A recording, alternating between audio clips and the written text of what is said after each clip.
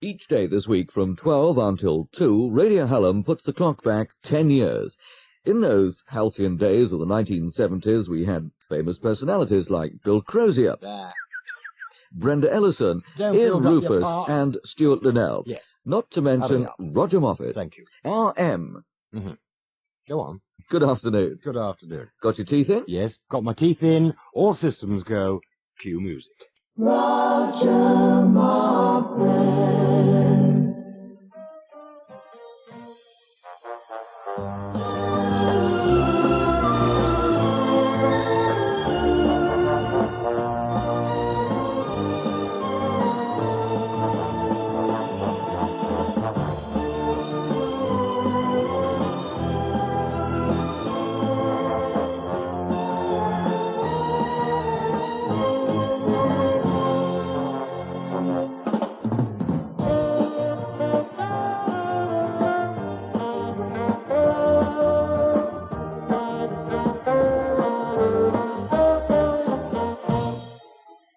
That's it for today, Friday the 13th of November 1981. I shall now sally forth towards Scotland, Wendy forth possibly. At my age, one girl looks very much like another. That's going back a bit, isn't it? I You shall, thought I'd gone. back. You thought you'd finished with me. You thought you'd heard the last of me. That is where you are wrong. That was the last bit I ever did for Hallam. I'm back for about 2 hours, and I've got to kind of think back to what happened in the early days of Radio Hallam in 1974, 75, 76. There is no kind of chronological... Spray that one again. There's no chronological order about this program. I am going to let my mind be a blank, which is nothing new, and I'm going to flit about.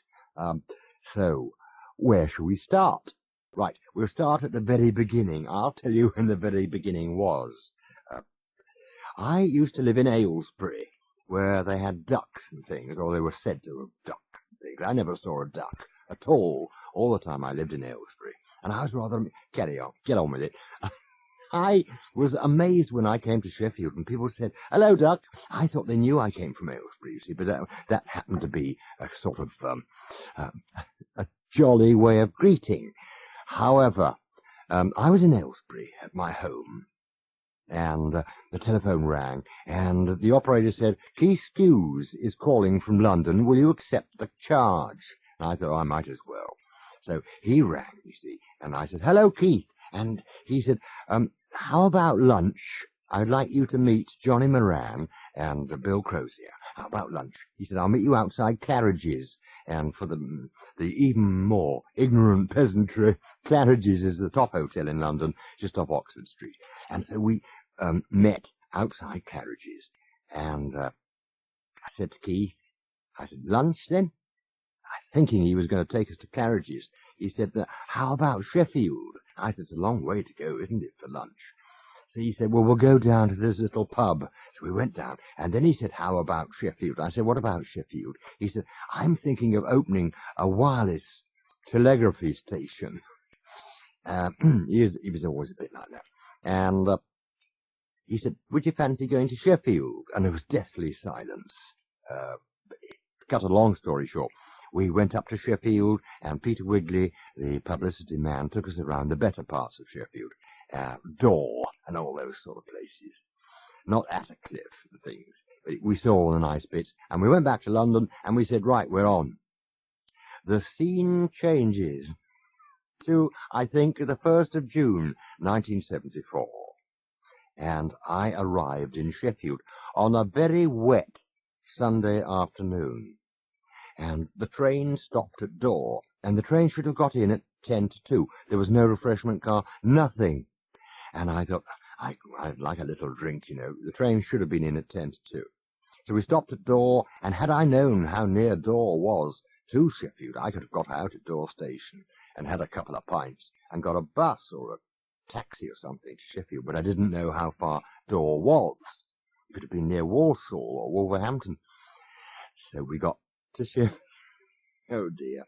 We got to Sheffield at 2:10 on a very wet Sunday afternoon.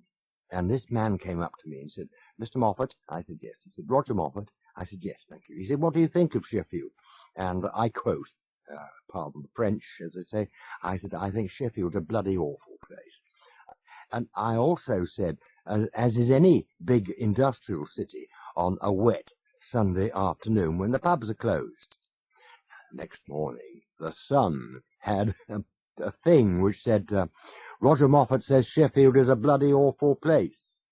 That didn't go down very well, really. Well, I didn't think it was going to go down well with Hallam, but it did, really, because the next morning, which is another story, managing director Bill McDonald said, great, look at the publicity. We haven't even got the studios built yet, and people will know about us.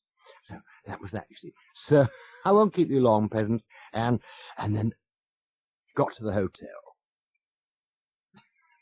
How was I to know the fellow? I thought he was a taxi driver. How was I to know he was a reporter from the Sun? Anyway, I got to the hotel, and I said, can I have a drink? And they said, no, we don't sell drinks on Sundays. I said, I'm a resident. They said, it makes no difference. I said, I'll have dinner later. They said, we don't serve dinner on a Sunday either. I thought, I'm beginning to think Sheffield is an awful place. So it came 7 o'clock, and I said to the girl, I said, can I get a taxi, please? I'd like a drink. So a taxi arrived, and I said, could you take me to some hostelry, please, in Sheffield? He said, there aren't many of them open on a Sunday. I said, this is great. I love Sheffield. I've already been here 6 hours, and the next train back wouldn't be too quick. So he said, I'll take you to the Golden Ball. So I went to the Golden Ball. And you know those pictures of landlords, caricature type things? I went in there, and it was all crooked. I said, I'd like a large whiskey, please. And the landlord said, yeah. I don't think he wanted to see me either. But I said, excuse me, but could you straighten that picture a bit? Because I can't stand crooked pictures. I said, could you straighten that picture of you and your wife? He said, if you don't like the place, get out. I'm loving Sheffield every moment. And so I went, and that was it. I think we should have some music, but it didn't make me greatly endeared to the city of Sheffield. Times have changed. Radio Hallam Stereo, 95.2 and 95.9. One of the early records of, I wouldn't say it was 74, it might be 75, 76, it might be anything, it might be 1890 or 1980. January from Pilot. And where was I? Oh, yes, I must tell you, you see, going back, before we ever started this game of broadcasting, we used to use, after I'd been thrown out of the Golden Ball, for no reason at all, but then we went to the Dove and Rainbow, and we made that our headquarters in Sheffield. And I was sitting there. We had a little corner, which the kindly landlord, whose name escapes me now, Graham, Bridget came through and told me, you see, we have this talk-back business. It's all very clever here. And Graham, and he kept our little corner for us, which didn't please the regulars. And we used to sit there talking about what we were going to do when Radio Hallam started. And I happened to be there, I think, a little earlier than anybody else. And a man came up and sat beside me. And I'm not going to try and do a Yorkshire accent, but he said, you're Radio Hallam, aren't you? You can see now why I'm not going to do a northern accent. But he said, we don't want you lot up here. And I thought, oh dear, here we go, friends to the last. And cutting a long story short, he said, you can clear off to London. We don't want you clever so-and-sos up here. And he stood up and he tipped a pint of beer all over me, which I thought was nice. Better in my mouth, but still. And I was sitting there, drenched, and the others came in. Ray Stewart and Johnny Moran and his wife Sue, and they all came in and said, what's happening? I said, somebody's just tipped a pint of beer over me because he doesn't like Radio Hallam. Rather nice. We went on the air on the 1st of October. Towards Christmas time, we were still sitting in our little corner, and this man, I didn't recognize him, and he came up to me with one of those giant bottles of whiskey, and he said, I've come to apologise. I said, why is that? He said, do you remember I tipped a pint of beer all over you because I didn't like the idea of you coming up from London and telling us how to run our lives and how to speak? I said, yes. He said, I listened to you on the 1st of October, and I've listened every day, and I'm hooked on Radio Hallam, and I've just bought you this giant bottle of whiskey to apologise. I thought, that's nice. I thought, more people who tip a pint of beer over me and bring me a bottle of whiskey in exchange, they can... Great, I thought. So, I'm wandering on now, but I mean, you asked me to put my mind back 10 years. I can't remember what happened yesterday. We were sitting in Radio Hallam as it was being built around us. People came in with wires and desks and things like that, and sitting there. And there was Johnny Moran, myself, Bill Crozier, and Ray Stewart. And the sales department used to come in, and we used to go out talking, to the prospective commercial buyers. And these salespeople used to come in, and it was, if you pardon the expression, it was a bit like a brothel. Not that I've ever been in one, but I imagine it's, you see them on films. And the salespeople and we kind of sat there, and the salespeople came and said, I'll have him. And it was a bit embarrassing. What they meant was, I'd like him to come round and talk to the different people. So we did. And they made a tape of all the things we were going to do. And one of the things that was going to happen, Johnny Moran was going to ring me every morning live on the wireless about 7:30 to wake me up and tell me, how the world was. And this is more or less what happened.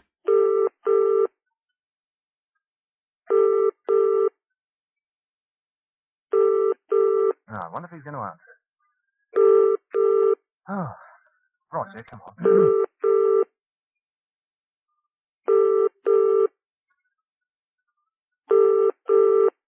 Come on, Roger, answer. Oh, there he is. Good morning, Roger. Morning. Hello, Roger Moffat. Yep. I have got the correct number. It is Roger Moffat, isn't it? Yes. You know that you are expected at Radio Hallam at 9 o'clock this morning to do your radio program. This is your early morning wake-up call. Good morning. Look, I know who you are. You're Johnny Good morning. It's a nice to have a thing, with a friend. That's right. Yes, well, don't keep on with it. I mean, we've tried this out. You've rung me several times. I don't like your cheerfulness. Well, I want you to be up and about and bright on Radio Hallam at 9 o'clock. I've been broadcasting for about 20 years. I have no intention of missing a broadcast, and I've never had to have a call in the morning. I mean, Lord Reese, and John Snagg, Alvala Dell, Stuart Hibbard, they never used to have to ring me. Why do you keep on at me? Because I want you to come in here and relieve me. I don't want to be sitting here till 12 o'clock, and I think I know you. If you've had a good night last night, you won't be here, will you? If you want to be relieved, there's a place down the corridor. All right, yes. Yeah. I know you have a telephone at your convenience. I have a telephone, yes. Yeah, I shall clamber out of bed now. Yes, I think. Is it raining there in your part of the world, in Derbyshire? What's it got to do with you? Well, I thought I'd like to know. You don't live in Derbyshire. Yes, I do. Well, I mean, you live up the hill from where I live. I mean, sometimes it rains where you are, and sometimes it doesn't rain where I am. I don't like when you're sitting in a studio, lovely and warm, with cups of coffee and things, why ring me up and ask me if it's raining? Well, I just wanted to It's got nothing to do with you, has it? Oh, I mean, it's got everything to do with the people who are living near me. They're going to get wet, you aren't.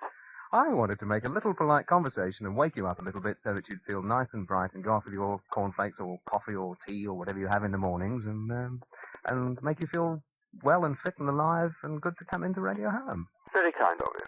Remember, it's nice to have a radio station as Oh, well. don't start that radio station as a friend lark again. I mean, that's getting a bit tiresome, that is. I tell you what, Yeah. you go and get ready, and shall I play the listeners your climber for the week, your personal choice yes, of record? That will be very nice, Mr. Johnny Moran. Which record have you Yes. picked out for I've us no this week? idea at all. I don't know what record I've picked out. Somebody picked it out for me. I meant to have a climber of the week. I don't know. I thought Ivy was a climber of the week or something, or some stuff that grows up the house. Well, what it says here is that she's Vicky, actually, Vicky Leandros. Not Ivy, Vicky. Yes, Vicky Leandros. Oh, so Vicky is my climber. Yes, and she's Is she? she's dancing with Danny. Is she? I'm very glad to hear it.